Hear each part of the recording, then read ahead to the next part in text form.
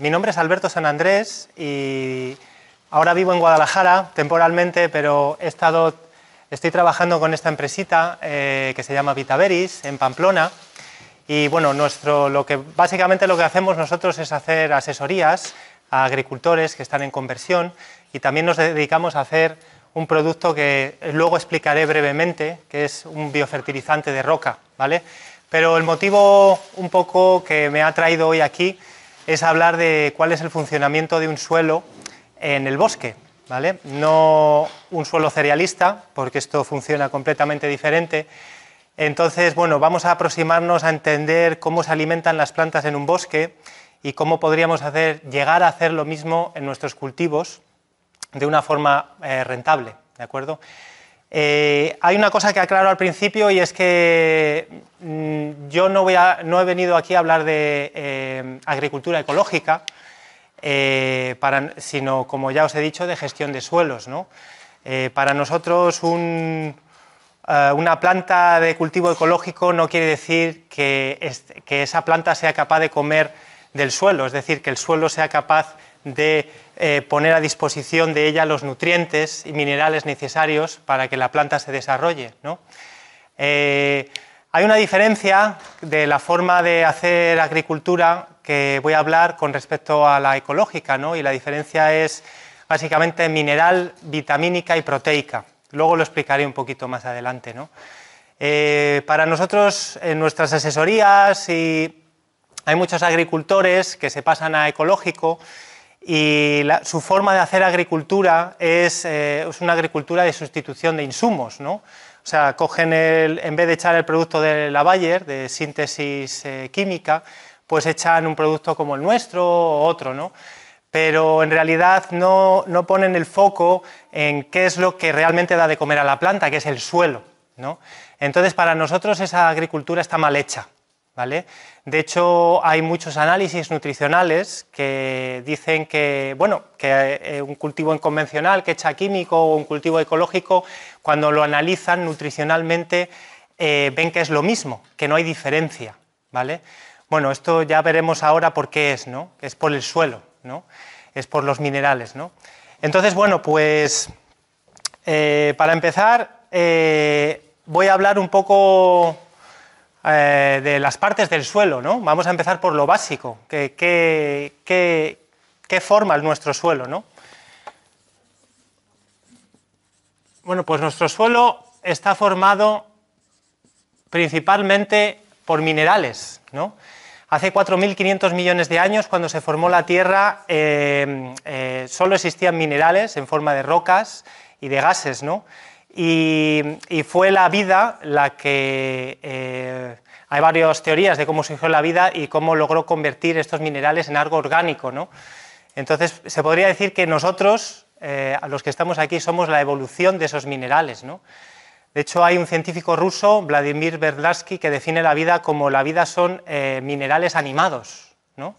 Ánima, alma, minerales con vida, ¿no? Somos minerales con vida, ¿no? Entonces, de hecho, si nos quemáramos, si nos inmoláramos, ¿no? Algo de carbono se iría al aire, pero nuestras cenizas, lo que quedara, ¿vale? Esos son minerales. Entonces, nadie puede decir que en su suelo no hay minerales, porque es como mínimo un 97% de lo conforman los minerales, ¿no? Entonces, el otro 3% es una parte fundamental del suelo, y es la materia orgánica, ¿no? De hecho, saltándome un poco arriba, habréis oído hablar, si tenéis algún compañero agricultor cerealista, de que viene un ingeniero agrónomo y le dice que su suelo está muy mineralizado, ¿vale? Eso significa que tiene menos de un 3% de materia orgánica en su suelo, y eso es un problema para él, para el cerealista, ¿vale? La materia orgánica, por definirlo muy brevemente, es todo lo que una vez estuvo vivo y ahora está muerto, ¿no? Pues la cagada de un pájaro, una hojita, una ramita, etc. Es todo lo que al descomponerse tiña nuestro suelo de negro, ¿vale? Este suelo, para todos los que estamos relacionados en el mundo de la agricultura y los que no, o los que van a estar, pues preferirán un suelo siempre más oscuro, que suele ser más diverso en minerales, más profundo, a un suelo con menos gama cromática, menor gama cromática, que es más estéril, ¿no? Hay una característica fundamental de la materia orgánica y es su capacidad de agarrar el agua, ¿de acuerdo?, y de soltarla cuando hay mucha, ¿vale? Esto ya entraremos en profundidad dentro de un ratito. Hola. Y bueno, hay una cosa interesante de la materia orgánica para la agricultura, que es cuando hacen análisis de suelo, que no nos dicen, ¿no?, que es el grado de humificación de la materia orgánica, que es cómo de cerca está esa materia orgánica para ser asimilable por la planta, ¿no? Entonces, también entraré, esto lo dejo ahí, pero luego entraré un poquito con ello, ¿vale? Y luego está se puede decir, lo que yo llamo la materia orgánica viva, ¿no?, que se puede distinguir entre macroorganismos y microorganismos, ¿vale? Los macroorganismos, ya sabéis, las lombrices, colémbolos, cochinillas, etcétera, pero hoy no voy a hablar de macroorganismos, sino de microorganismos, de microbiología, ¿vale? ¿Quiénes son estos seres que están en nuestros suelos y que también están en nuestro cuerpo, ¿no? Bueno, pues entre ellos están las bacterias, los hongos, protozoos, nemátodos, ¿vale? Les gusta vivir en la rizosfera, que es esta capa de la tierra donde se encuentran las raíces, porque de las raíces obtienen unos exudados, unos azúcares, que las plantas convierten en la energía del sol y las transfieren a las raíces y dan de comer a esta microbiología, ¿no? Luego hablaremos de la micorriza y tal, un poquito, y ahí lo entenderemos un poquito mejor. ¿Cuál es su función? ¿Cuál es la función de estos microorganismos? Pues preparar la comida para nuestros cultivos, para nuestras plantas, ¿vale? Ellos son quienes las preparan, ¿vale? Es decir, convierten la materia orgánica, a ver, ahora volveré para atrás, convierten la materia orgánica en suelo, ¿vale? Se puede decir que el proceso final, ¿de acuerdo? Es decir, preparan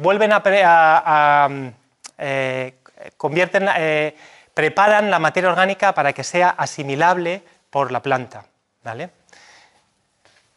Y entonces, ¿cuál sería el objetivo? El objetivo de esta charla un poco sería entender cuáles son las condiciones ideales de esta microbiología para que viva en nuestro suelo, para que se quede ahí y para que trabaje para nosotros, ¿no?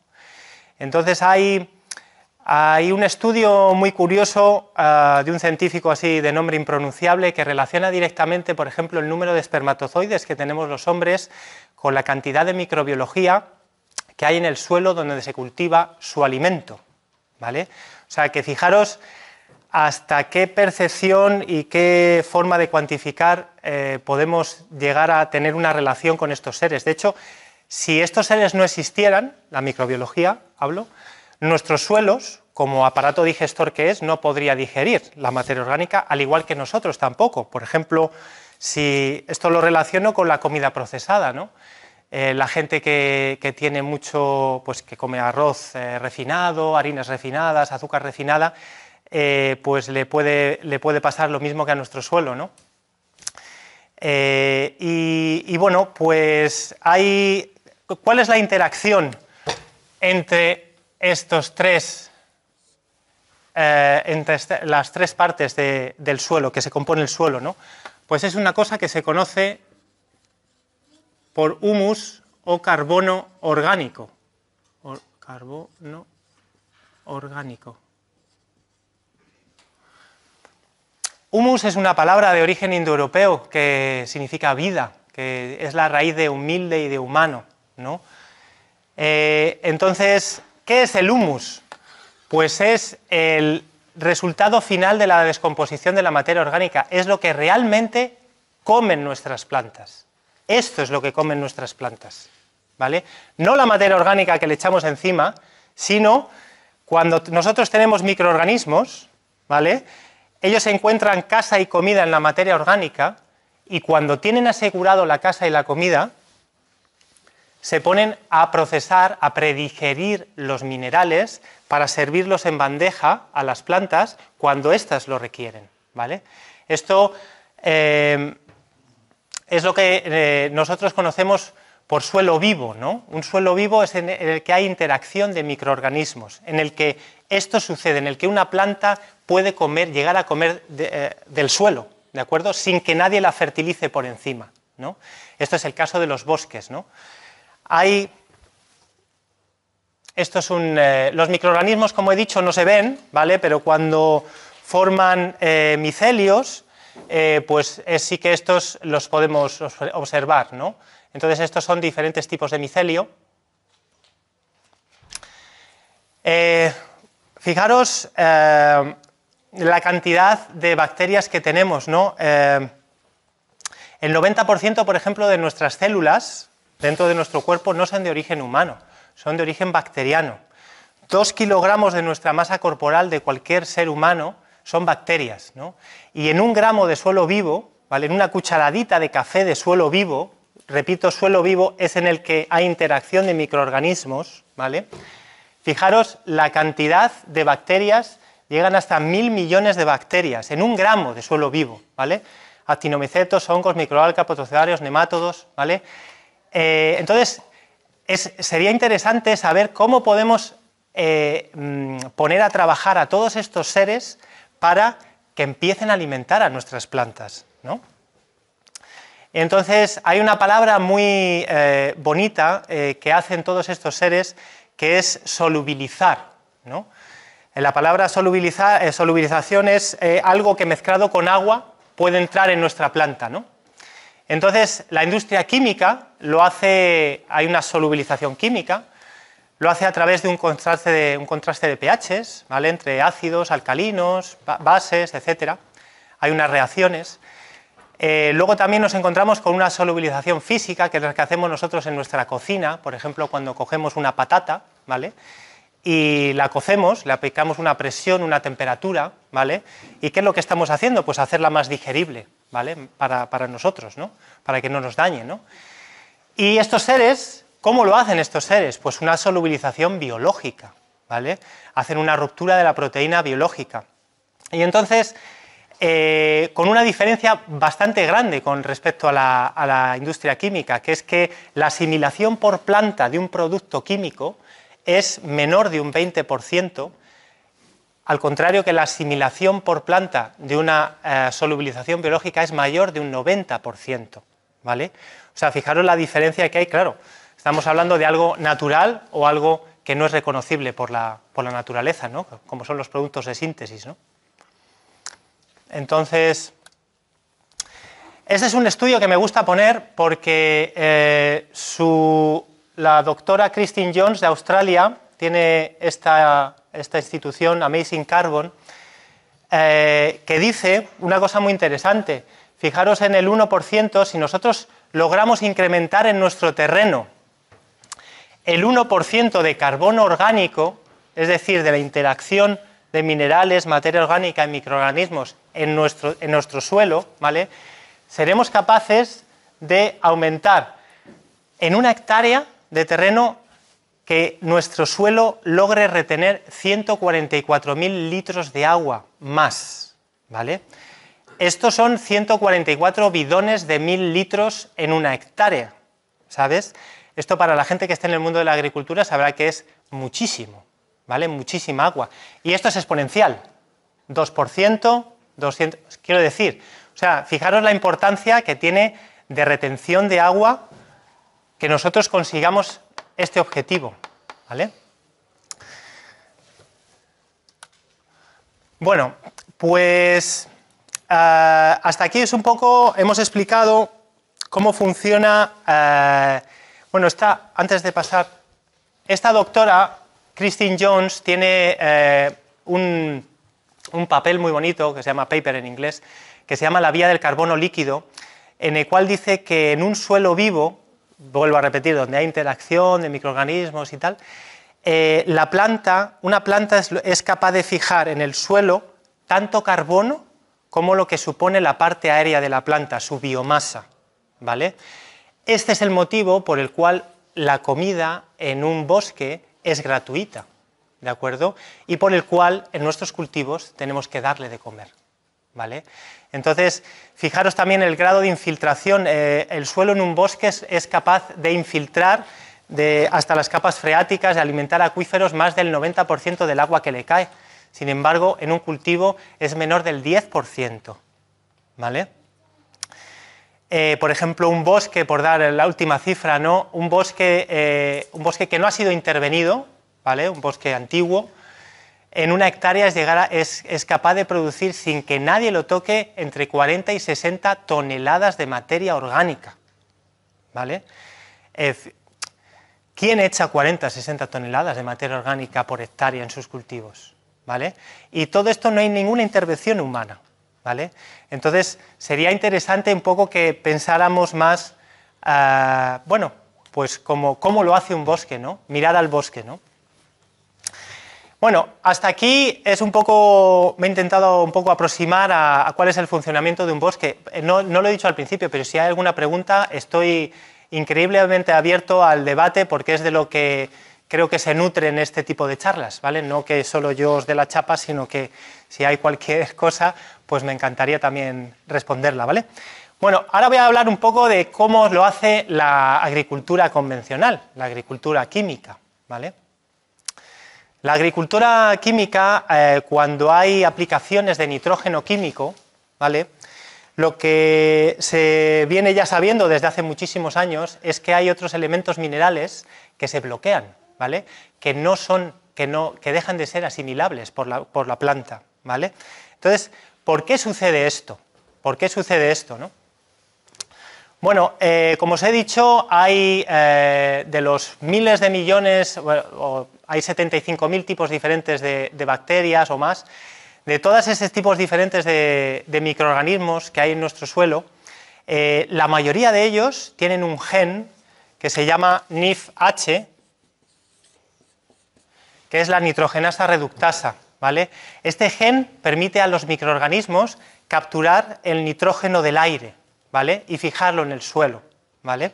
Entonces, claro, si yo le echo nitrógeno químico de estas bolitas azules, blancas, que todo el mundo me imagino que aquí conocerá, si yo le echo nitrógeno químico a nuestro suelo, todos los miles de millones de microorganismos que habitan en nuestro suelo dicen, anda, si la función principal por la que yo estoy aquí, por la que la naturaleza me tiene aquí, ya está hecha.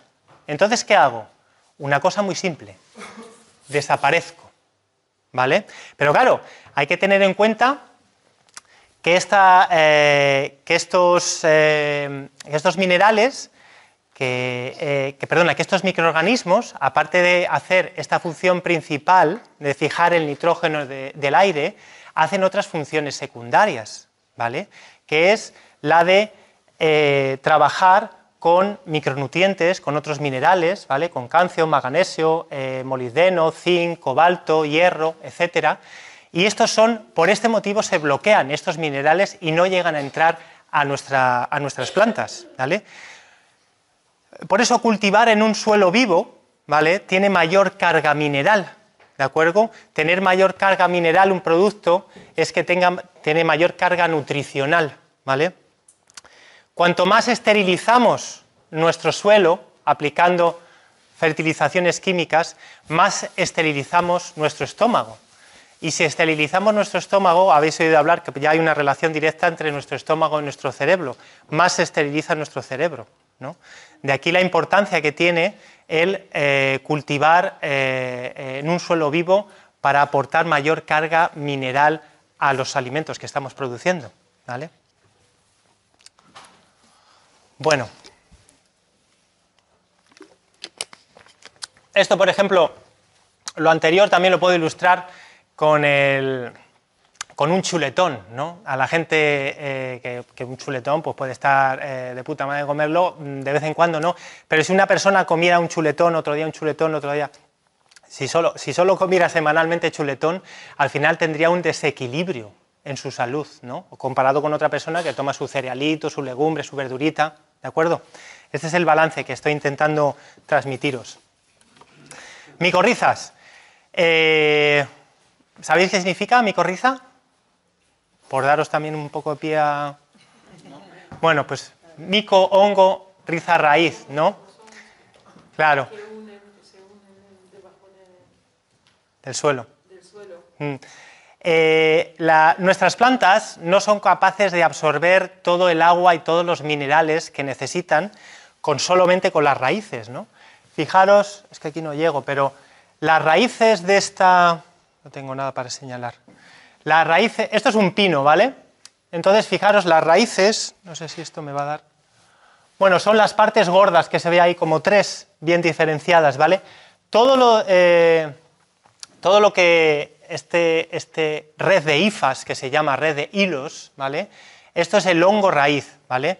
Entonces, las plantas, todas las plantas en un entorno natural tienen esto, todas, ¿vale? Y entonces, lo que hace la planta le dice a este hongo, bueno, yo no puedo capturar todos los nutrientes que necesito, ¿vale? Para producir flores o fruto, para crecer o para defenderme, ¿vale? Pero entonces voy a hacer un trato contigo, con este hongo, con esta micorriza. Entonces el trato es, al hongo, como ya he dicho antes, le gustan los exudados que generan las plantas, ¿vale? Entonces, que son como azúcares, ¿vale? Entonces, a cambio de azúcares, yo te doy azúcares y tú me traes agua y minerales, ¿vale? Y entonces, esto es muy importante conocerlo porque el resultado del aplicar fertilización química en nuestro suelo rompe la simbiosis con este hongo. La naturaleza aquí nos vuelve a dar una lección y cuando le aportamos fertilización química a nuestro suelo, desaparece este hongo, ¿vale? Entonces hay que saber por qué desaparece este hongo, ¿vale? ¿Y qué es lo que hace para nuestras plantas? Vale, esto es la composición de una planta, ¿vale? De una materia vegetal, de cualquier planta, ¿vale? Principalmente está compuesta por un 80% de agua y un otro 20% de materia seca, o se puede llamar minerales también, ¿vale? Fijaros en el 18% de ese 20% que son carbono, hidrógeno, oxígeno y nitrógeno. ¿Alguien me puede decir qué relación tienen esos minerales? ¿Dónde se encuentran esos minerales? En el aire. En el aire. Eso quiere decir que si nosotros, que pueden ser gratis. Eso, si están en el aire, pueden ser gratuitos, ¿no? Ahora, nuestro suelo tiene que ser vivo, recuerdo, ¿vale? Fijaros, estos 45 elementos más, ese 0,4 que ahora os enseñaré otra diapositiva, hace relativamente pocos años se creía que los elementos minerales indispensables para el crecimiento de nuestra planta estaban entre 15 y 20, ¿vale? Hoy en día ya se sabe que son 45, pero esa cifra llegará hasta 92 conforme los instrumentos de medición vayan dándonos más certeza y veracidad. Llegarán hasta, perdona, no 95, 92. 92 son los elementos minerales que existen en el planeta Tierra, ¿vale? Y 92 son los elementos minerales que necesitan nuestras plantas para tener todo su valor nutricional y toda su carga mineral, ¿vale? Entonces, fijaros la comparación de todos los minerales que hay aquí puestos con los 3 minerales NPK que se ha basado la agricultura convencional y que nos han hecho creer que nuestras plantas solo necesitan, ¿vale?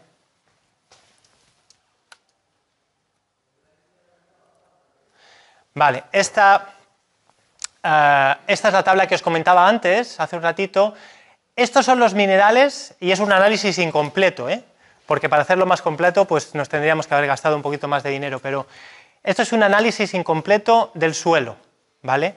Entonces, en cualquier suelo, por muy degradado que esté, por muy contaminado que esté, estos minerales están presentes, ¿vale? Solo hay que darle las condiciones a ese suelo, que ya veremos luego cuáles son las condiciones, para que esta microbiología trabaje y logre predigerir estos minerales, ¿vale? Para dárselos a nuestras plantas, ¿vale?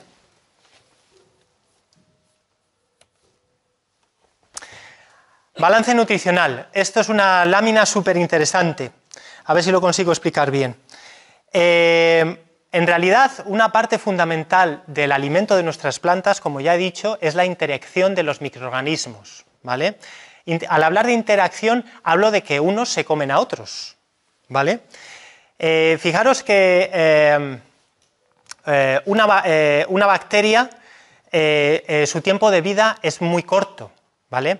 Entonces, cuando mueren estos microorganismos, ¿vale?, son como gotitas, son como alimento continuo, ¿vale?, para nuestras plantas, ¿vale? Fijaros la diferencia de echar una o dos veces fertilización a nuestras plantas o que puedan llegar a comer de forma continuada, ¿vale? Fijaros, en un bosque, en una hectárea de bosque, sin intervenir, es capaz de movilizar de 1 a 2 toneladas de nitrógeno, ¿vale? Y es por esto que voy a explicar ahora, ¿vale? Porque cuando esto sucede, cuando hay interacción de microorganismos, cuando se empiezan a comer los unos a los otros, cuando hay un cadáver de una bacteria, ese cadáver puede alimentar a nuestras plantas de dos formas, ¿no? Una, con el propio cadáver de esa bacteria, o con su residuo. Y aquí es donde entro a explicar esta lámina, ¿no?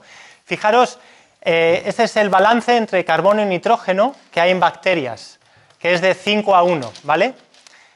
Carbono y nitrógeno en protozoos, de 30 a 1. Carbono y nitrógeno en nemátodos, es de 200 a 1. Entonces, fijaros, esta interacción se empieza en nuestro suelo, que se están devorando continuamente. Por simplificarlo, si un nemátodo come 40 bacterias, ¿vale?, 40 bacterias por 5 partes de carbono son 200 partes de carbono, ¿sí? Y 40 partes de nitrógeno, ¿vale? Entonces, fijaros que el residuo de esta interacción para nuestro suelo son la liberación de 39 partes de nitrógeno, asimilables para nuestra planta, además de su propio cadáver, ¿vale? O sea, esto es fundamental, tener a nuestra microbiología de nuestro suelo funcionando, ¿vale? ¿Hay alguna pregunta sobre esto? Vale. Bueno, ya os he dicho que estos microorganismos no se ven, pero esto es un nemátodo capturado por el hongo. El hongo es esta especie de hilo que veis aquí y este es el nemátodo.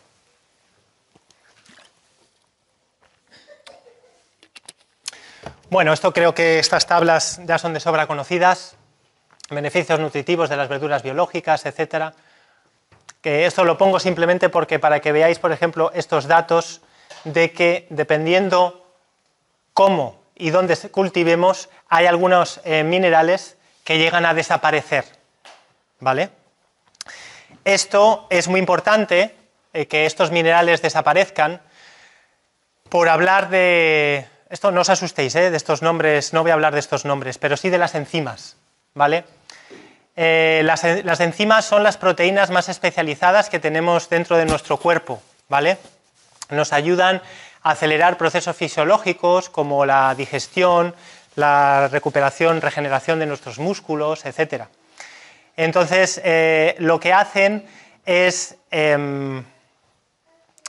degradan los nutrientes, ¿vale?, para conservarlos y transformarlos en energía, ¿vale?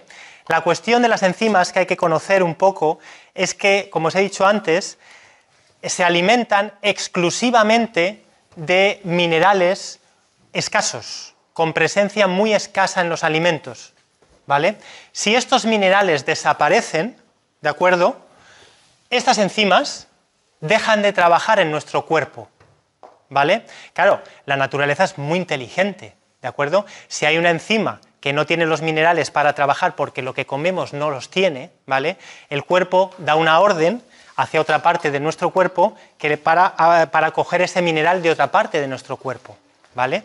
Y esto en una vida de un ser humano, el cuerpo lo puede hacer varios millones y millones de veces. Ahora bien, deja de hacerse otros procesos, depuración, filtración, etcétera, ¿vale?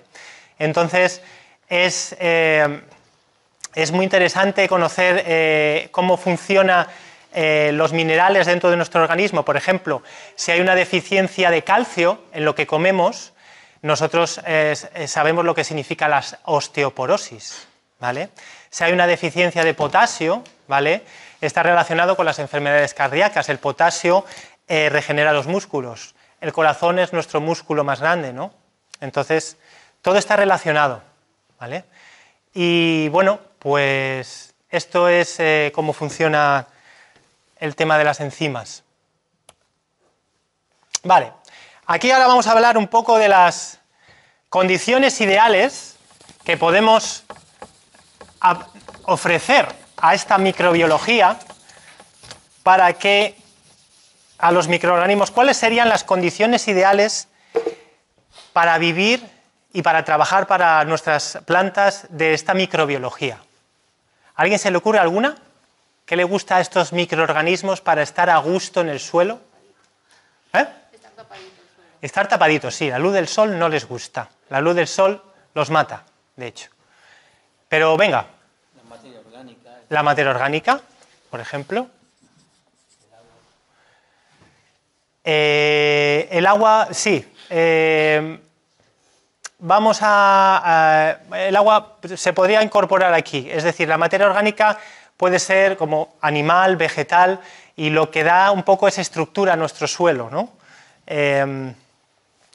¿Y qué más? ¿Qué más cosas le podrían dar a nuestra microbiología unas condiciones ideales para quedarse en nuestro suelo?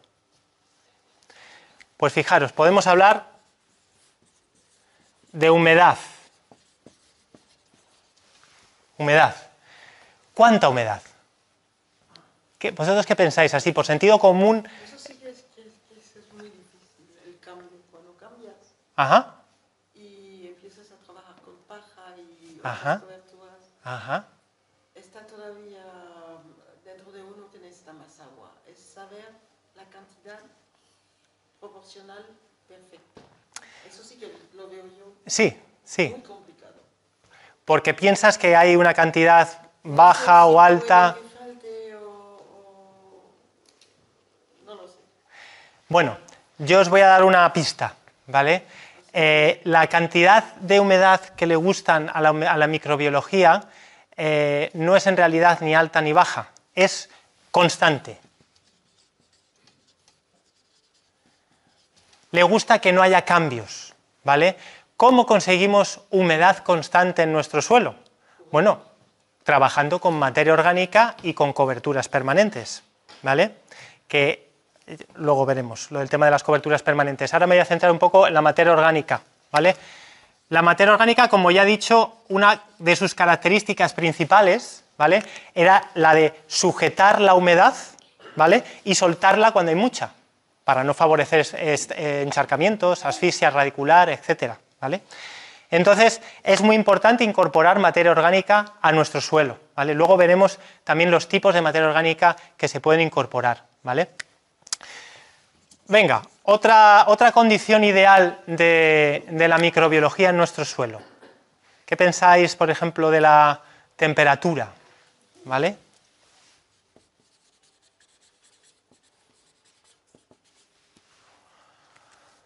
Vuelvo a hacer la pregunta, ¿cuánta temperatura le gusta a la microbiología para...? Que sea lo más estable posible. Efectivamente, exactamente igual. Estable. Vosotros en vuestras casas, me imagino, bueno, no sé si habrá construcciones de estas bioclimáticas o tal, pero en una casa normal y corriente, ¿qué habéis utilizado para aislar vuestras casas del frío del invierno? Que ya parece que se está acabando. ¿Qué materiales aislantes conocéis? Para casas, para construcción. Paja. No me dé tanto calor. Sí, pero en el muro, ¿qué meten en el muro? Espuma poliuretano, celulosa, corcho, paja. ¿Qué tienen todos estos materiales en común? Que pesan poco. ¿Por qué? ¿Por qué pesan poco? Porque de lo que están compuestos es de aire. Es decir, lo que aísla es el aire, ¿vale? Entonces, ¿cómo podemos conseguir temperatura estable en nuestro suelo? Incorporando materia orgánica, de nuevo. ¿Por qué? Porque la materia orgánica favorece la creación de microespacios de aire, de oxígeno, ¿vale? Por ejemplo, cuando nieva, este año ya no lo vamos a ver, pero cuando nieva, ¿vale? Estamos en el campo, ¿vale? ¿Dónde se derrite antes la nieve? En un cultivo, vamos a hablar de hierba, ¿vale? ¿Cae la nieve sobre la hierba o cae la nieve en el camino? ¿Dónde se derrite antes la nieve? En el camino, claro, porque el suelo está perdiendo temperatura, ¿de acuerdo? Al no tener cobertura permanente, ¿de acuerdo? ¿Sabéis, por ejemplo, dónde se han descubierto la mayor actividad de bacterias descomponedoras de materia orgánica, mayor que en las selvas tropicales en el planeta Tierra? Sí, en las zonas donde hay nieve.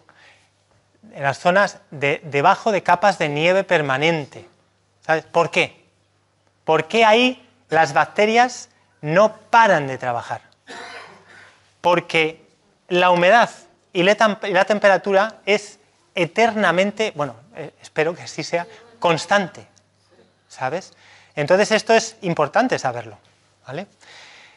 Y a continuación tenemos un poco la más importante, que es la que todo el mundo está haciendo ahora, provocando unas nubes de polvo terribles, ¿vale? Que, bueno, la característica que le gusta a la microbiología, ¿vale?, es el oxígeno. Al hablar de las capas de polvo, es que, bueno, yo ayer estuve en Aranjuez y allí estaban labrando, ¿no? ¿Cómo conseguimos meter oxígeno en nuestro suelo? ¿Cómo lo hace la agricultura convencional? Arándola, volteándola. Esta descompactación física, que es utilizar un arado, ¿vale?, un motocultor, ¿vale?, una azada, ¿vale? ¿Cuánto creéis que el tiempo, cuál es el tiempo que permanece la tierra mullida, acolchada, después de pasar un arado? ¿Vale? Ya sé que influye si llueve, etcétera, pero ¿cuánto creéis que puede durar una tierra después de ararse con ese oxígeno, con esa finalidad? Poco, unos 3 meses, depende de si llueve, más, menos, etcétera, ¿vale? Entonces, fijaros que es una descompactación física temporal, ¿vale? ¿Cuál es el laboreo? Voy a poner, ¿vale? ¿Cuál sería otra forma de aportar oxígeno a nuestro suelo? Que sería más permanente y sería una forma más natural de hacerlo. Esa es materia orgánica que se puede aportar. No, yo hablo de las raíces. Las raíces. Las raíces de las plantas anuales, mirad, a ver, voy a pasarlo rápido. Esta aquí. Mirad, las plantas anuales, una planta anual es la que a cabo de un año muere. Cuando la cortas, ¿de acuerdo?, no rebrota. Fijaros, este es el hueco de una planta, ¿vale?, que cortamos. Entonces, lo que aquí se ve perfectamente que está creando espacios de oxígeno. Todas las raíces van ligadas a microbiología. No hay raíces sin microorganismos a su lado. Aparte, está aportando, como os he dicho, creando espacios de oxígeno que enseguida son ocupados por otras raíces, ¿vale? Y aparte, en la descomposición de la propia raíz, estamos aportando materia orgánica en nuestro suelo, ¿vale? Luego hablaremos un poquito más de cobertura permanente, de raíces. Voy a volver. ¿Qué podríamos aportar, usted lo ha dicho, a nuestro laboreo, que es, como os he dicho, una descompactación temporal? ¿Qué tipos de materia orgánica podríamos aportarle? Aquí ya voy a hablar de materia orgánica, para que fuera más permanente esta descompactación, esta creación de espacios de oxígeno, ¿vale? Bueno, pues distintos tipos de materia orgánica, ¿no? Por ejemplo, se podría añadir un compost, que esto sería alimento para nuestras plantas en los próximos días. Se podría añadir una cama de animales, ¿vale?, un fiemo, que podría ser comida para nuestras plantas en las próximas semanas. ¿Perdón? Cama de animales. Animales, sí. Heces de animales mezclado con pis, con paja, con hierba seca, con helechos en Galicia, etcétera, ¿no? ¿Qué ¿qué otros tipos de materia orgánica se le podrían incorporar, ¿no? Pues la paja, la hierba seca, que podría ser comida para los próximos meses, ¿no? Y también lo que tú has dicho, el MRF, ¿no? Sí, pero en español, eso es en francés. En español es materia rameal fragmentada. Esto es biotriturado, ¿vale? Una cosa que aquí se hace más bien poco, ¿vale? Porque aquí se prefiere quemar, por ejemplo, las ramas de poda, ¿vale? Cuando no nos damos cuenta de que si se tritura, ¿vale? Si se hace lo más homogéneamente pequeña posible, ¿vale? Es materia orgánica, comida para nuestras plantas para nuestros próximos años, porque lógicamente tarda más en descomponerse que un compost, que una paja, que una cama de animales, ¿de acuerdo? Hay que tener un pelín de cuidado con esta estructura rameal fragmentada, porque hay ciertas maderas, por ejemplo la de las coníferas, que tienen unos aceites esenciales, unos taninos, y que pueden ser perjudiciales para nuestros cultivos. Entonces, siempre la forma de asegurarse para que no va a hacer nada negativo para nuestro suelo es hacer un montón y dejarlo que se oree, le caiga una lluvia, ¿vale? Todo eso va a lixiviar todos esos aceites esenciales para que no tengamos ningún problema. ¿Eh? Lo acidifica si ponemos coníferos o... Sí, no es bueno, no es bueno. Pero si es un pequeño porcentaje... Si es un pequeño porcentaje, sí. Tierra muy calcárea. Claro, la tierra en los bosques es bastante ácida, ¿vale?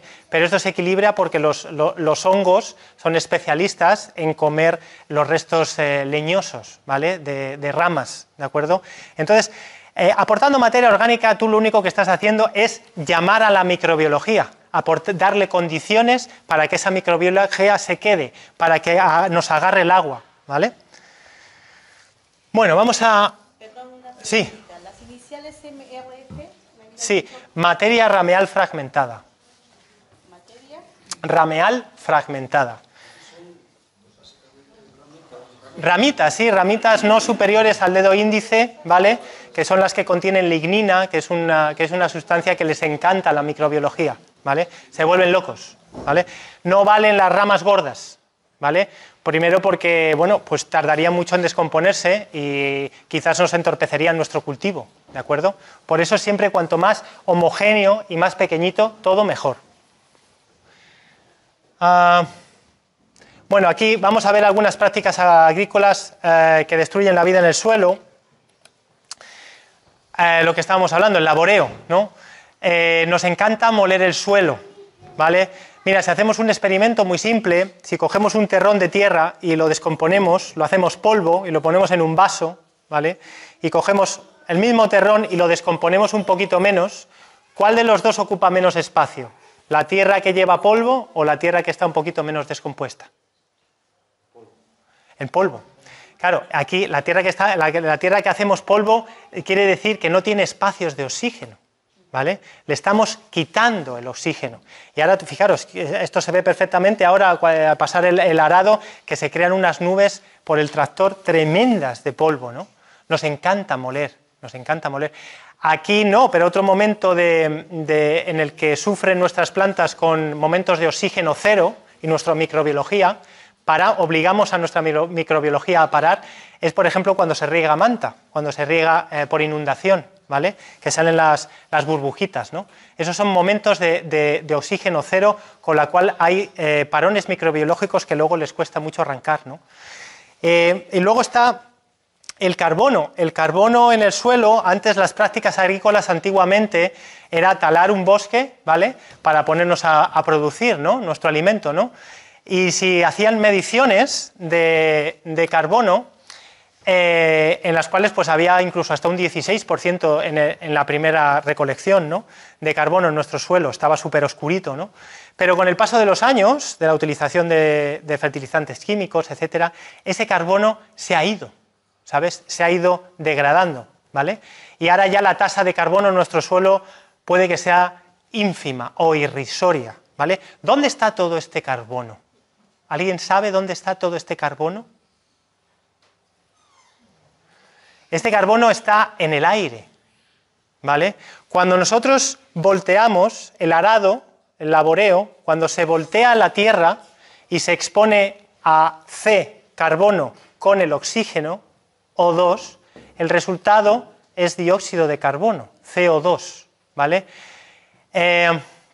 La gente un poco más optimista dicen que la agricultura convencional es como mínimo responsable de un 25% del calentamiento global del planeta, ¿vale? Como mínimo. Hay otras personas que llegan casi hasta un 40, 45%, depende de los estudios. Esto quiere decir que actualmente las tierras agrícolas, ¿vale?, son fuentes de carbono, están liberando el carbono a la atmósfera, ¿vale? Cuando esto hay que revertirlo y urgentemente. Las tierras agrícolas deberían de ser sumideros de carbono, ¿vale? Recordar lo de la vía del carbono líquido, que una planta en un suelo vivo es capaz de fijar tanto carbono en el suelo como lo que supone su biomasa, su parte aérea, ¿vale? Entonces, ¿qué conseguiríamos trabajando de esta forma con las plantas? ¿Vale? Lo primero, mejorar nuestra producción agrícola, ¿vale? Lo segundo, por ejemplo, también mejorar la capacidad hídrica del agrosistema. Estaría reteniendo más agua nuestro suelo, ¿vale?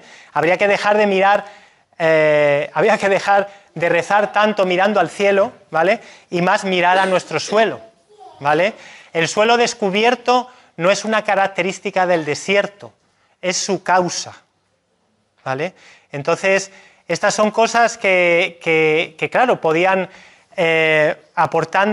haciendo este tipo de agricultura, ¿vale?, conseguiríamos resolver grandes problemas, ¿no?, a nivel del ser humano, ¿no?, problemas ambientales, problemas de alimentación y sobre todo problemas de salud, ¿vale? Entonces, bueno, esto ya lo he explicado. Como veis, siempre me refiero a científicos rusos porque, bueno, ahí tengo un gran referente. Estos son máquinas que se utilizan para medir las emisiones de CO2, ¿vale?, después del arado, ¿vale? O sea, todo esto está documentado científicamente para los que quieren un poco investigar un poco más. Otra práctica que daña el suelo, ¿no?, las quemas, ¿no? Sí. Entonces yo entiendo que si el suelo está degradado, sí, de hecho está degradado, el aportar la materia orgánica a ese suelo nos logra dar que se vuelva a enriquecer con hidrógeno el suelo, ¿no? Habría que aportar más. No es tan fácil, ¿no? Bueno, primero hay que ser consciente de lo que se está haciendo. Y luego hay que poner los medios. Es un trabajo algo costoso, sí, pero hay ciertas ayudas que luego comentaré, ¿vale?, a cómo se puede hacer, ¿vale? Ahora llegaremos a eso. Fijaros esta aberración, por ejemplo, ¿no? Pero bueno, estas son cosas que existen, ¿no? Suelo sin cobertura. Todo esto son prácticas agrícolas que, de nuevo me refiero, están perjudicando a nuestro suelo, ¿vale? Fijaros, este es un esquema muy interesante de un agricultor amigo, en el cual lo hizo en campo de cítricos y campo de caquis, sin cobertura vegetal y con cobertura vegetal, ¿vale? El sol es una medición de la temperatura efectuada por el sol, medición de la temperatura del suelo efectuado a la sombra del arbolado. Fijaros la diferencia de sin cubierta vegetal 43 grados, ¿vale?, a con cubierta vegetal 31 grados, 12 grados de diferencia, ¿vale? Aquí es muy importante conocer que la microbiología, los microorganismos trabajan con la temperatura, como ya he dicho, a ellos les gusta temperatura estable. Hay ciertos organismos, bueno, esta diferenciación que voy a hacer es muy simple, ¿vale?, porque hay mucha más, pero hay microorganismos, microbiología que trabaja con temperaturas frías, medias y cálidas. Como os he dicho, hay mucha más diferenciación, pero para poner el ejemplo, imaginaros que estamos de madrugada, ¿vale?, y la microbiología, que se llama psicrófila, termófila y mesófila. La microbiología psicrófila, que trabaja con temperaturas frías, ¿vale?, eso quiere decir que cuando está helando, ¿vale?, los microorganismos se empiezan a reproducir de 2, 4, 8, ¿vale?, y empiezan a crecer. ¿Qué pasa? Que cuando llega la luz del día y la temperatura se empieza a aumentar, ¿vale? Esta microbiología empieza a descender, ¿vale? Su tasa de actividad, ¿vale? Y comienza la de los mesófilos, ¿vale? Y empiezan a trabajar las temperaturas medias, ¿vale? ¿Qué pasa? Que luego llegamos a temperaturas del mediodía, ¿vale? Y esas temperaturas de mediodía, que son los termófilos, ¿vale? Hacen que los mesófilos se paren, ¿vale? Y que empiecen a trabajar los microorganismos que trabajan con temperaturas altas, ¿vale? Esta es la explicación de por qué a un suelo no le gustan los cambios extremos de temperatura, estos cambios, ¿no? Sino que les gusta que los cambios sean graduales, ¿vale? Que no haya casi alteración de temperatura. ¿Para qué? Para que no haya parón microbiano. Si no hay parón microbiano en nuestro suelo, significa que hay interacción constante de microorganismos, significa que nuestras plantas pueden comer constantemente, ¿vale? Ok. Bueno, esto ya lo hemos visto. Vale, ya vamos terminando, ¿eh? El proceso, ¿qué hora es? 12:30, guay. Pues voy a explicar un poco cómo un bosque llega a ser un bosque, ¿vale? ¿Cuál es el proceso de sucesión de las plantas, ¿no? Las primeras plantas, nosotros cuando... Voy a aprovechar y bebo.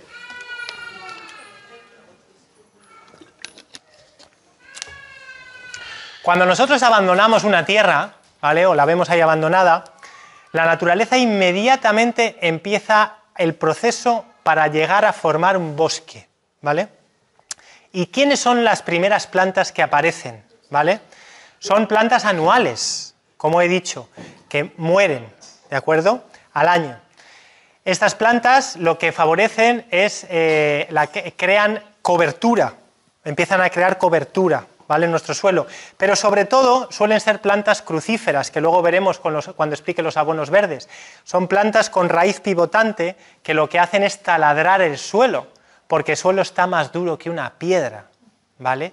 Entonces, estas son las primeras plantas que empiezan a salir, ¿vale? Las plantas, como hemos dicho, especialistas en descompactar, ¿no? Poco a poco empiezan a surgir plantas más perennes, más permanentes, ¿vale? La función de estas plantas es empezar a fijar carbono en el suelo, ¿vale?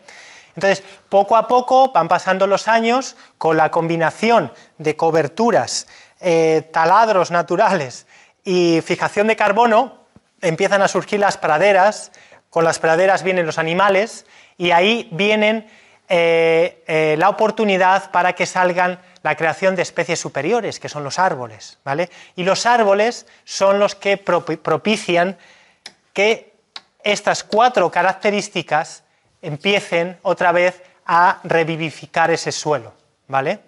Es un trabajo, como os he dicho, arduo. La naturaleza para esto tarda cientos de años, ¿vale? Se dice que para la creación de 1 centímetro de suelo fértil, esto hay varias controversia, pero hay varios científicos que dicen que se tarda entre 50 y 300 años, ¿vale? Nosotros somos de la opinión que si se trabaja con raíces y con materia orgánica se puede hacer en mucho menos, ¿vale? Se puede hacer quizás al año y medio, podamos estar hablando de unas tasas de microbiología suficientes para empezar a ser competitivos y productivos con nuestro suelo, ¿no? Bueno, este es un ejemplo, este es un viñedo francés que trabaja con abonos verdes, ¿vale? Los abonos verdes es que nuestro suelo no pare de estar cubierto, de producir, ¿vale?, de crecer plantas, ¿vale? Se trata de trabajar con raíces, ¿vale? Nosotros, aquí en estos suelos hay una hilera de leguminosas y otra hilera de crucíferas. Voy a explicar esto un poco. Nosotros trabajamos con 3 familias de plantas: leguminosas, gramíneas y crucíferas. Las crucíferas son las plantas que taladran nuestro suelo, ¿vale?, que con la raíz pivotante, etcétera. y bueno, son las que empiezan a crear espacios de oxígeno, ¿vale? Estas crucíferas, por ejemplo, se pueden ver ahora en los márgenes, en los espacios que no se tocan, en las lindes de las campos y tal, se ven mostazas, por ejemplo, mostaza amarilla, la sinapsis, o mostaza blanca, la oruga blanca, ¿vale? Son plantas que crecen, que la naturaleza las pone ahí simplemente para descompactar, ¿vale? Luego trabajamos también, o sea, estas crucíferas lo que hacen es arar nuestro suelo, ¿vale? Para simplificarlo, ¿de acuerdo? Luego trabajamos con leguminosas para sembrar en calles alternas, ¿no? Las leguminosas hay varios tipos, ¿no? Está la beza, la almorta, la crotalaria, ¿vale? Estas son anuales, ¿vale? Pero también hay plantas plurianuales, leguminosas, como la alfalfa, la esparceta, ¿vale? Con la que podemos trabajar en nuestro suelo, o incluso permanentes, leguminosas permanentes como el trébol blanco, la huía, ¿vale? Este trébol es muy interesante, aparte de ser un trébol enano, ¿vale? Es interesante, es de difícil implantación porque requiere bastante humedad al comienzo, ¿vale? Pero no crece más, ¿vale? Y está continuamente fijando nitrógeno, dando de comer, las leguminosas dan de comer a nuestro suelo, fijando nitrógeno, ¿vale? Por eso es tan interesante cubrir nuestros suelos con este tipo de plantas. Además, cada una de ellas, y las gramíneas, para terminar, son herbicidas naturales. El centeno, por ejemplo, ¿no? El centeno es un herbicida natural, ¿no? Si un agricultor que siembra cereal y le sale la amapola roja, ¿de acuerdo? Una forma de acabar con ella es sembrar centeno, ¿de acuerdo? Entonces, una mezcla de las tres, por ejemplo, beza, centeno y mostaza, lograría en nuestro suelo tener la mezcla de estas plantas, tener raíces de este tipo, tener raíces bien ramificadas, ¿vale? Y tener raíces también en superficie, ¿vale? Es decir, estaríamos aportando materia orgánica, creando espacios de oxígeno y favoreciendo que la microbiología esté a gusto en nuestro suelo, ¿vale? Fijaros, por ejemplo, en un metro cuadrado de mostaza, ¿vale? Si sembráramos mostaza, por metro cuadrado es capaz de producir, cuando se la segamos, ¿vale?, unos 4 kilogramos de materia orgánica, ¿vale? Fijaros, eso es en un metro cuadrado. Si lo multiplicamos por 10.000 en una hectárea serían 40.000 kilos de materia orgánica, 40 toneladas de materia orgánica para nuestro suelo. ¿Quién aporta 40 toneladas por hectárea de materia orgánica actualmente? ¿Vale? Entonces, fijaros lo que pueden llegar a hacer las plantas por nosotros, ¿no?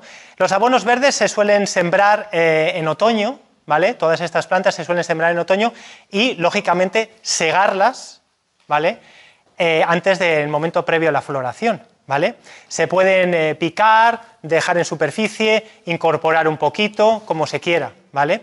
También los abonos verdes se pueden sembrar, no estas plantas, pero hay otros tipos de abonos verdes, por ejemplo, el lino, el mijo, que se pueden sembrar en julio y agosto y segar en noviembre, ¿vale? Para esto, de lo que se trata es que nuestro suelo no pare la actividad de nuestro suelo no pare nunca, ¿no?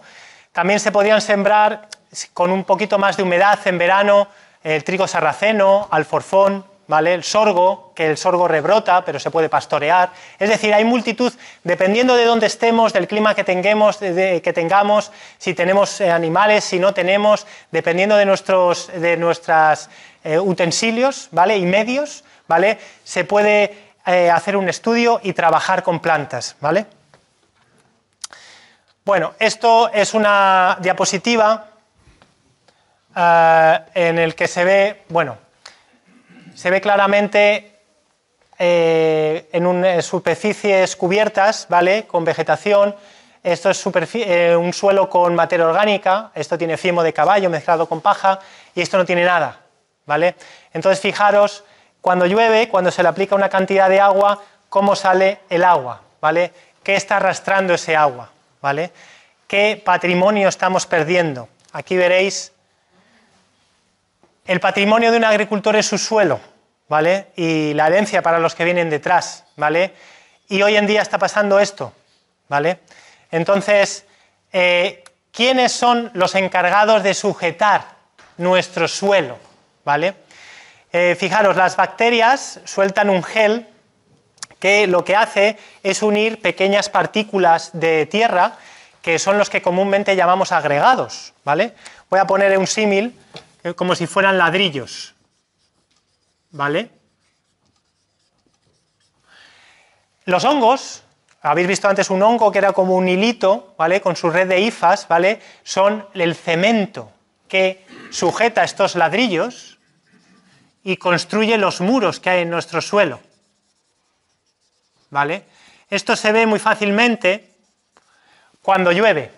Por ejemplo, si llueve, dependiendo del suelo que tengamos, si es más limoso, arcilloso, arenoso.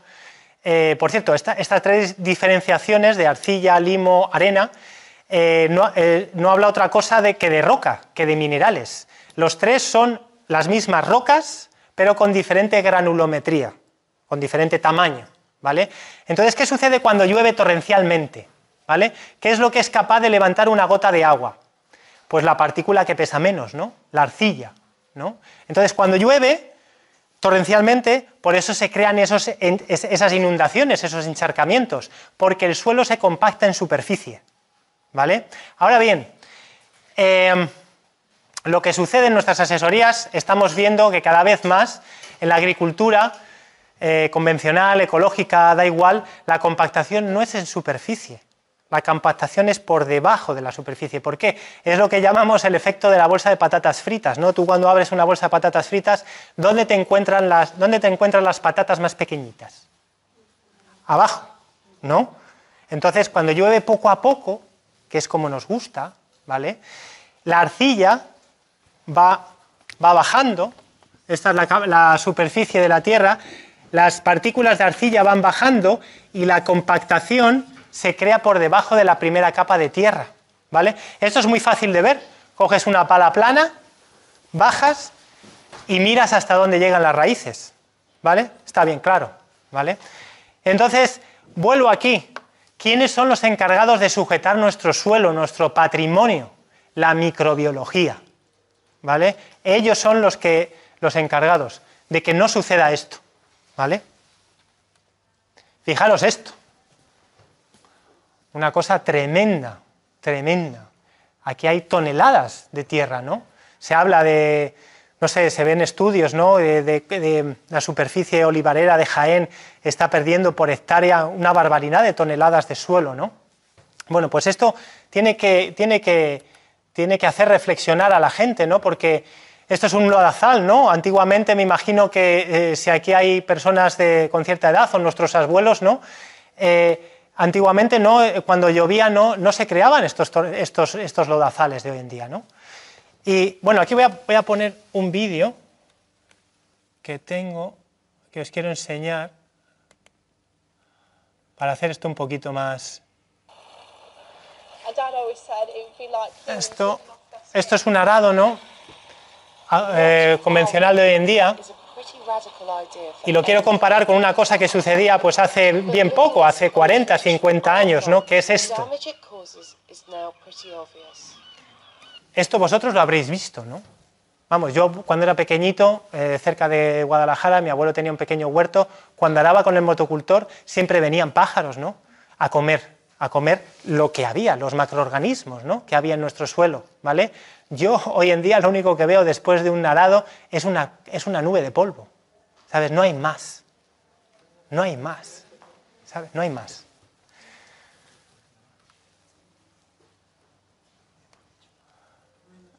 Entonces, volvemos a la presentación.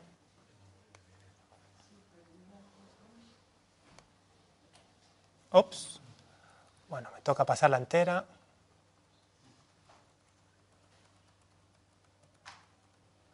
Vale, esto es lo de la gota de agua que hemos dicho, la compactación, acabo de hablar de la compactación en superficie o por debajo de la primera capa de tierra. Bueno, aquí esto es una imagen de raíces, creo que exactamente aquí hay otra mejor, sí. Fijaros, el redondelito de arriba es la agricultura, ¿vale? Y el cuadrado, el rectángulo vertical que hay aquí es la naturaleza, aquí pone nature, naturaleza, ¿vale? Para fijaros cómo trabaja la naturaleza, ¿vale? Cómo se ocupan espacios, ¿vale? El tema de ocupar espacios también es muy interesante. En algunas charlas o algunos agricultores nos dicen que si por aportar microbiología en nuestro suelo o cuidarla, que nos van a venir más plagas y tal, y siempre le ponemos el mismo ejemplo. En Japón, la forma que tienen de esterilizar los organismos, los sitios públicos y los hospitales es inocular con microorganismos efectivos, con EM. Inocular es coger EM, Effective Microorganisms, son 5 cepas de microorganismos beneficiosos, ¿vale? Nosotros trabajamos con más para crear nuestro producto. Y entonces lo que hace, inocularlo, es simplemente coges un tapón, se vende líquido, ¿vale? Lo pones en el cubo de fregar y friegas o limpias las baldosas, ¿vale? Y entonces lo que haces es estar ocupando todas esas superficies porosas, ¿vale? Donde se pueden instalar la microbiología. ¿Con qué fin? ¿Vale? Pues que cuando vengan patógenos, ¿vale? Primero, no haya espacio para que se queden y segundo, se los zampen, ¿vale? Aquí la agricultura convencional sucede lo contrario, con los venenos, ¿vale? Provocan el vaciado, no que se ocupe el espacio, sino que se vacíe, de tal forma que después de echar el veneno, el primer microorganismo que llega, ya sea patógeno o beneficioso, se queda, ¿vale? Entonces es muy interesante el razonamiento de ocupar espacios, ¿vale? Bueno, a ver. Sí, aquí. Vale, pues, bueno, ahora utilizo como la finalidad de esta charla para mí no es vender el biofertilizante, sí que utilizo un pequeño tiempo al final para presentarnos como empresa, ¿no? Y como ha dicho usted, caballero, ¿su nombre? Horacio. Horacio. Como ha dicho bien Horacio, este proceso de creación de suelo, de trabajar con materia orgánica y trabajar con raíces, puede llegar a ser un proceso lento, ¿no? Entonces, nosotros, por ejemplo, hemos creado este producto que lo que hacemos es recoger microbiología de bosques antiguos, microbiología que está en equilibrio, en armonía, ¿vale? Entonces la reproducimos a lo bestia y le metemos sulfatos minerales, ¿vale? Para que esta microbiología ya predigiera estos minerales y sean alimento directo para nuestras plantas, ¿vale? Este producto lo que hace, por un lado, hace dos cosas muy importantes, ¿no? Es fertilizar a la planta, por lo tanto, haciendo que la cosecha y su salud sea mejor, ¿vale? Es un complemento mineral, ¿vale? Pero otra cosa muy importante que hace es revivificar el suelo. Este producto nosotros lo recomendamos es de uso foliar, ¿vale? De tal forma que, como sabréis, todo producto de uso foliar hay mucho resto que cae al suelo, ¿vale? En nuestro caso, ¿vale? Ese producto que cae al suelo ya es microbiología entrenada, ¿vale? Que si hay unas condiciones mínimas, esto tiene que existir, ¿vale? Porque si no hay esto, o tiene que empezar a existir, ¿vale? Si no hay esto, esa microbiología se va a perder. Pero si hay algo mínimamente de eso, esa microbiología va a enseñar a vuestra propia microbiología de vuestro suelo a poner en bandeja estos nutrientes, ¿vale? Y que la planta pueda comer de ellos, ¿vale? Entonces, bueno, pues aquí ya estáis viendo que nos dedicamos a hacer este tipo de productos. También es para plantaciones un poquito más específicas, pues productos y minerales que trabajan con la floración, con el cuajado, con el llenado. También decir, por ejemplo, que este producto se puede trabajar sin mascarilla, con las manos, no caduca. Esto es como el buen vino, ¿sabes? Cuanto más tiempo, mayor son las cadenas de microorganismos, más fuertes se hacen los microorganismos ahí dentro, ¿vale? Aquí estás aportando materia orgánica, microbiología y minerales, ¿vale? ¿Y cuál es el efecto de la aplicación de este tipo de productos, ¿vale? en nuestros cultivos? Bueno, vuelvo a recordar que estamos hablando de minerales. un producto con más minerales significa que tiene más sabor, más gusto, más aroma y mayor calibre. Mayor densidad, pesa más, ¿sabes? Porque tiene mayor carga mineral. La fertilización química trabaja con sales, ¿vale? Por eso los tomates, el tomate, voy a poner este ejemplo, muchos de ellos en convencional se les ve aguados, ¿vale? Porque el producto tiene que cargarse de agua para hacer frente a las sales de la fertilización química, ¿no? El pedúnculo, esa herramienta que sujeta los frutos, ¿no? Tiene mayor flexibilidad y resistencia, mayor tiempo de almacenamiento una vez cortado, ¿vale? El producto. Y bueno, como ya he dicho, como dije al principio, una mayor carga mineral, vitamínica y proteica, ¿vale? Que es la que, fijaros, desde la década de los 70, más o menos las estadísticas dicen que consumimos el doble de verduras que en la década de los 70. Pero claro, la diferencia está en que las verduras que consumimos hoy en día tienen menor carga mineral y menor carga de oligoelementos, ¿vale? Esto hace que haya desequilibrios minerales en nuestro organismo y que nos ponga más en rango de enfermedad que de salubridad estos alimentos que estamos consumiendo, ¿no? Entonces es una cosa que hay que empezar a pensar. Voy a poner algunos ejemplos rápidamente para que la gente que esté aquí dentro del mundo del campo, para que vea. Un viñedo en Mendívil, esto es en Navarra, hay unos gastos de disminución de insumos, ¿vale? Puesto que nosotros recomendamos hacer un mínimo de 3 aplicaciones de este tipo de productos, cuando, pues, en momento anterior y posterior a la floración, para favorecer el número de flores, el cuajado, el llenado, ¿vale? También en los momentos de estrés o que sufren plagas, ¿vale? Nuestras plantas, que necesitan un mayor aporte de energía, ¿vale? Pues estos son los momentos en los que este producto puede funcionar mejor. Fijaros que es un mito esto de que las producciones no sean iguales o superiores utilizando productos no solo beneficiosos para nuestro suelo, sino para nuestra salud, ¿vale? Aquí están las pruebas. Cualquier persona que quiera más datos, le puedo dar los nombres y teléfonos de los agricultores de los que hemos obtenido estas cifras, ¿vale? Para que veáis que esto es totalmente público, ¿vale? Aquí en el pimiento hay una disminución de gastos del 75% y una producción igual, ¿vale? La alfalfa, una disminución de gastos del 50% y un incremento de un 40%, ¿vale? La producción, ¿vale?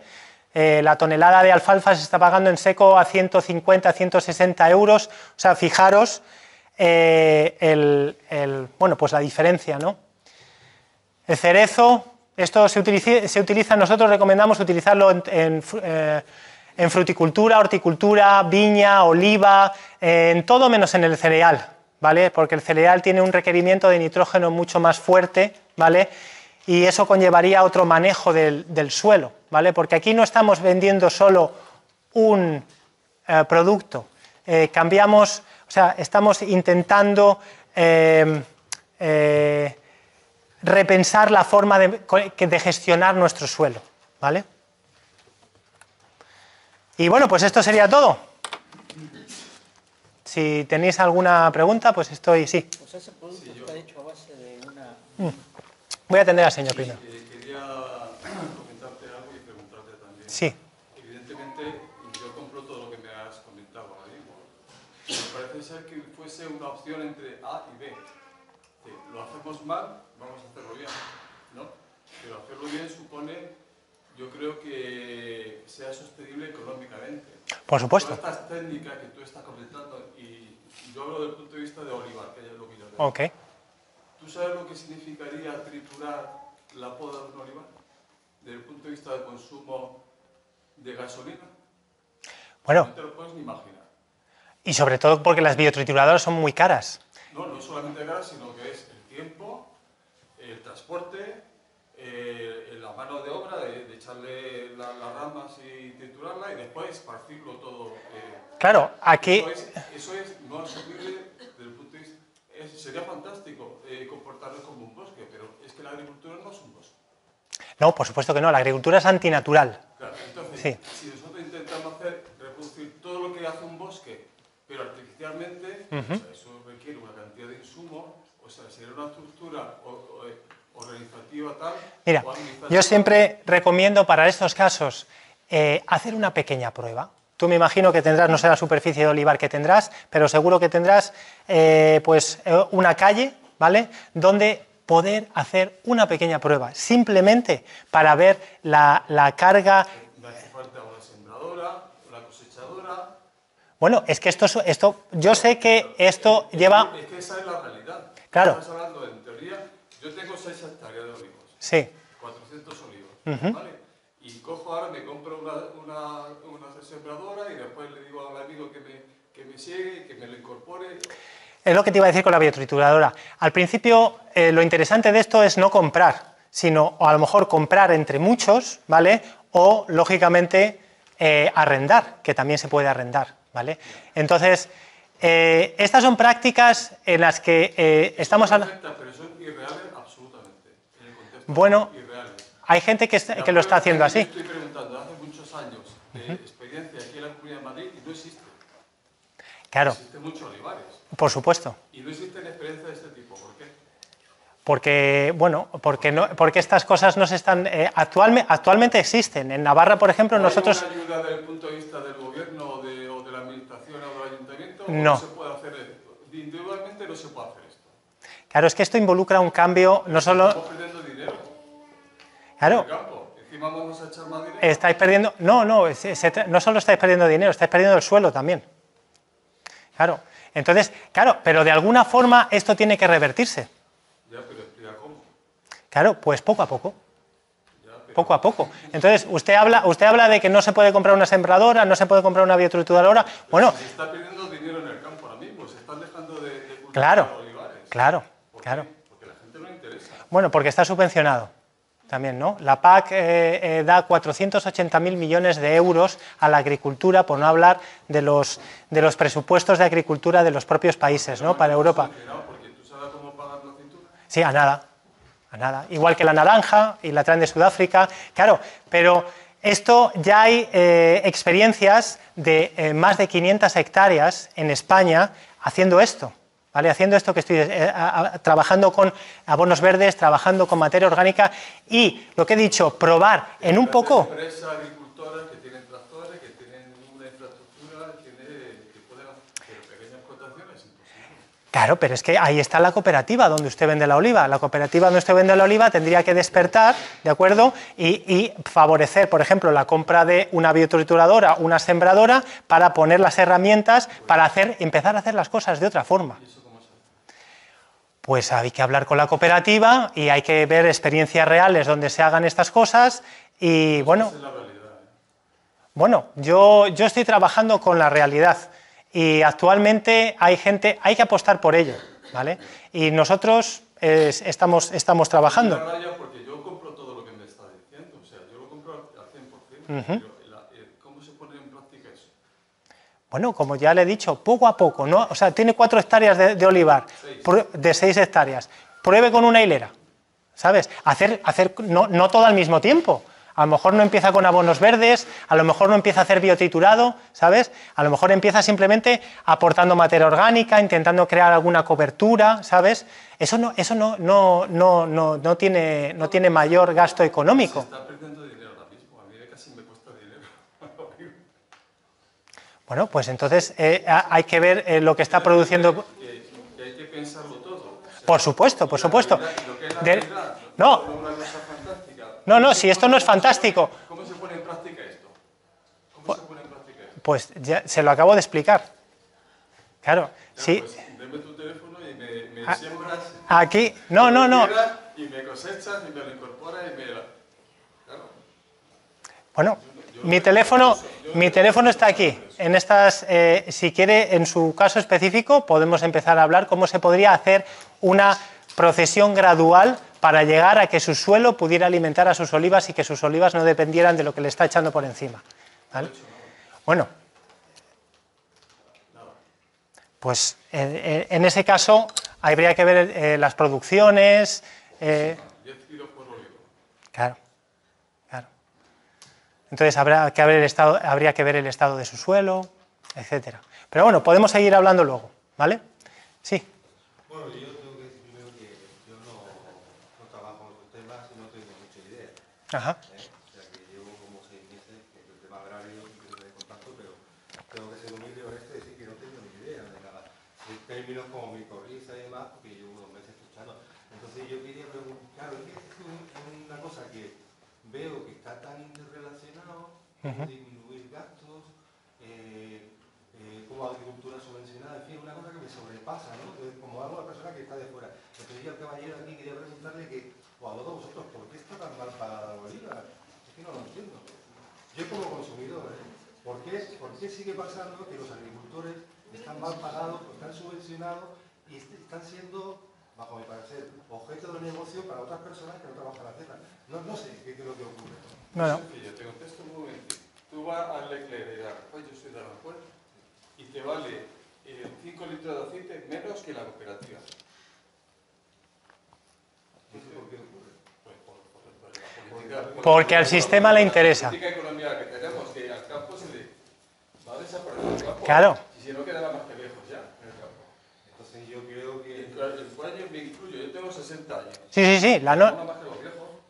bueno, es una historia general. Bueno, he conocido gente joven que está metiendo, Sí, pero es un tema generacional. la norma que viene desde arriba es el desalojo del campo, ¿vale? Total. Desalojo del mundo rural, desalojo de las prácticas agrícolas, y eso es lo que viene impuesto, pero desde hace ya voy a decir 50 años, ¿vale? O sea, no es nada nuevo esto, ¿vale? Entonces... Perdón, se está gestionando que si se utiliza el campo sea para autocultivo, nada más. Bueno, lo que se está gestionando, mira, actualmente hay 6 empresas que controlan el 48% de la alimentación mundial, ¿vale? Eso quiere decir, si controlas el alimento, quiere decir que es casi como si te hicieras dueño del sol, porque lo que comemos, todo lo que ponemos en una mesa, ¿vale?, son rayos solares, ¿vale? Entonces, al final, de lo que se trata es que el sistema es de cerrar un círculo, ¿no? Si el suelo está empobrecido, es lo que te decía, empobrece nuestro estómago, empobrece nuestro cerebro y así podemos seguir cumpliendo las órdenes que vienen de arriba, ¿no? Entonces, esto se ve muy bien, por ejemplo, mi abuelo con 94 años murió, desarrolló un cáncer de próstata con 88 años, ¿vale? Mis padres, ya jubilados, de 67, 68, a ellos no les ha tocado, pero a todo su entorno ya están con quimioterapias, cánceres y tal, ¿vale? Vete tú a saber lo que me va a ocurrir a mmí y vete tú a saber que ya se están produciendo cánceres en 30, 35 y 40 años y en las próximas generaciones, ¿vale? Entonces, ¿por qué es esto, no? Pues pura y sencillamente porque mi abuelo, hasta los 13, 14 años, lo que comió fue poco, pero era sano. Claro, hasta ahí vamos. Y entonces yo ya empecé a comer alimentos procesados de mierda, mi madre creyendo que era lo que mejor me podía dar, etcétera, ¿no? Entonces hay una degeneración, hay una microdesnutrición global, planetaria, ¿no? Que si esto está pensado, que si no, ahí ya no entro, ¿no? Yo te digo los hechos, lo que está pasando, ¿vale? Horacio, dime. No, yo era con respecto al producto, que Sí. entiendo que es un producto que pues proviene de una especie de compost de cosas del bosque y eso, ¿no? O sea, Es microbiología de bosque, reproducida, sí. ¿Y cuál es el precio de ese? El precio, pues para los que estáis aquí hoy son 2,50 euros el litro. Vienen garrafas de 20 litros, ¿vale? Y se esparce así. Sí, esto es vía foliar y se aplica no es de abajo arriba, porque las hojas, los estomas, los microagujeros por los que absorben esos elementos minerales que eran gratuitos, el carbono, hidrógeno, nitrógeno y oxígeno, son los estomas que están en la parte anversa de las hojas. Entonces se fumiga de abajo arriba, ¿vale? Y aportando lo que cae al suelo, pues favoreciendo la microbiología. Bueno, si no hay nada más, que Félix tiene que entrar aquí en palestra.